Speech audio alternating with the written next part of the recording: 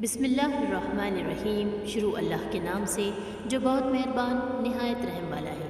ہر نماز میں پڑھی جانے والی دعا جس کا ترجمہ ہم سب کو یاد ہونا چاہیے۔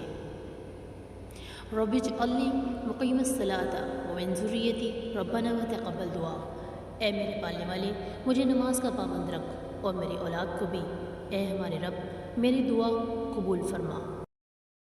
ربنا اغفر لی ولوالدی وللمؤمنین یوم یقوم الحساب۔ اے ہمارے پروردگار، مجھے بخش دے اور میرے ماں باپ کو بھی بخش دے اور دیگر مومنوں کو بھی جس دن حساب کتاب ہوگا۔ اللہ تعالیٰ سے دعا ہے کہ اللہ پاک ہم سب کو یہ دعا دل سے یاد کرنے کی، دل سے پڑھنے کی توفیق عطا فرمائے۔ آمین ثم آمین۔ سبحانک اللہم وبحمدک، اشہد ان لا الہ الا انت، استغفرک واتوب الیک۔